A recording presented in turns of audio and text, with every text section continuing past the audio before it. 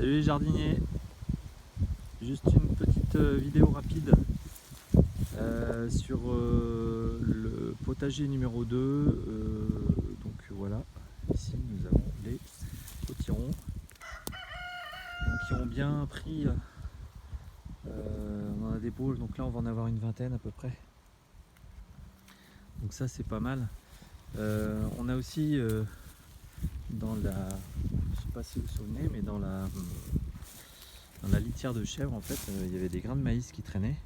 Et donc voilà ce que ça a donné. Et ben on a des beaux maïs donc, qui vont bientôt arriver. Voilà, on a par exemple ici là. Et puis également dans la litière, j'ai juste planté direct des graines de courge. Donc ici on voit bien les courgettes. Hop, je vais passer par dessus. On voit bien les courgettes qui sont arrivées au mois de septembre. Donc ça c'est cool, ça nous laisse parce que les autres pieds de courgettes ont plus rien. Donc là c'est bien. Et puis là j'ai planté aussi les tomates, mes restes de pieds de tomates, et j'ai même pas tutoré, et donc il y a les tomates qui arrivent. Il ne faut pas qu'elles soient trop au sol parce que sinon ça va être bouffé directement par les bestioles, mais voilà. Donc voilà, on a les petites chèvres qui se baladent. Alors elle commence à avoir des difficultés parce qu'il n'y a plus grand chose à manger dehors parce qu'il n'a pas plu. Avec le vent, même la vigne a du mal. Même la vigne a du mal à partir tellement il fait sec. Voilà, quoi vous montrer d'autre, les artichauts qui sont ici. Bon, il n'y aura pas d'artichauts cette année, mais en tout cas ils partent. Alors j'espère juste qu'ils vont passer l'hiver. On verra bien ce que ça donnera au printemps. Voilà, donc, sacré morceau quand même de potiron. Hein. Donc je les ai pincés. Voilà, on va montrer ici là. Ça, donc je les ai pincés en fait derrière. Il y a juste ça permet de mûrir le fruit en fait qui est sur le pied. Voilà, donc là on a 3 à peu près au même endroit. Donc ça se garde très très longtemps. Les potirons tant que c'est pas ouvert. Une fois que c'est ouvert par contre ça va vite. Mais ça permet de faire des soupes. Franchement un potiron limite pour 3-4 jours pour une famille de 4 avec des soupes le soir, c'est quand même excellent. Donc là on voit quelques tomates qui arrivent. Là j'en ai ramassé aussi 2 autres. Bon, il y en a une qui s'est fait un peu manger et il y en a une qui a un peu le cul noir. Parce que ce qu'il faut savoir c'est qu'ici je n'arrose jamais. Donc tout ça a poussé sans eau. Juste avec la litière, on voit juste avec la litière de chèvre. Donc qui est assez riche. Bon, il n'a pas beaucoup plu, mais le peu qu'il a plu, ça a dû permettre de faire pousser tout ça. Donc là, bon, il y avait les oignons. Bon, les oignons ont tous été ramassés. Et bon, ici, il n'y a pas grand chose à voir parce que c'est dans le sol. Dans le sol, ici, il y a plein de pommes de terre. Donc je laisse pour l'instant parce qu'on n'en a pas besoin. Je les sortirai quand on en aura l'utilité. Voilà.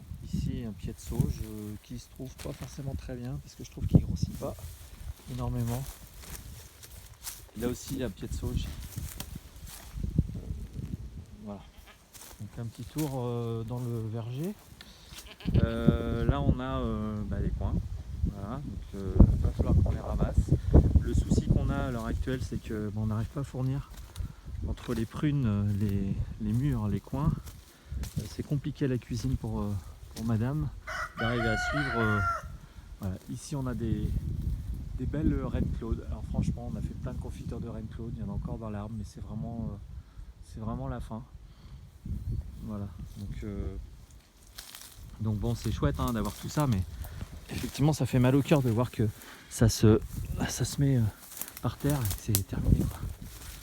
Donc là on arrive dans le coin. Alors la mare j'ai pas beaucoup de temps. J'ai commencé à ramener les pierres. On a un vieux mur qui s'est écroulé et du coup j'ai récupéré les pierres. Là on a ici les prunes. On a des mirabelles aussi de l'autre côté, là-bas. J'ai oublié de vous montrer ça parce que je mélange tout. Voilà, petite poulette qui fait son bain de poussière, voilà, très bien. Donc ouais, la mare pour l'instant ça ressemble à une flaque d'eau. Ouais, les pierres, j'ai remis de la terre un peu sur le côté ici. Donc là on va pouvoir planter après. Je vais faire tout le tour pour recouvrir bien le plastique. Et puis ouais, je vais mettre de la terre tout autour. Et puis ça devrait le faire. Et puis après on peuplera un peu de végétation la mare. Si jamais on est trop embêté par les moustiques, on verra. Peut-être qu'on mettra des poissons. Mais on va voir ce que ça donne. L'idée c'est d'avoir un peu de biodiversité là-dedans.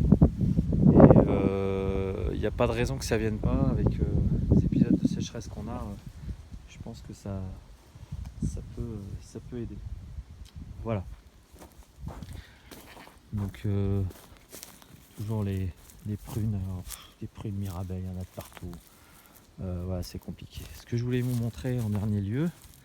Donc là on est toujours sur le potager numéro 1. J'ai planté les betteraves. Voilà. Et puis ici on a le figuier. Donc le figuier qui arrive. Donc là il y a les nègres-soies, les poules nègres-soies.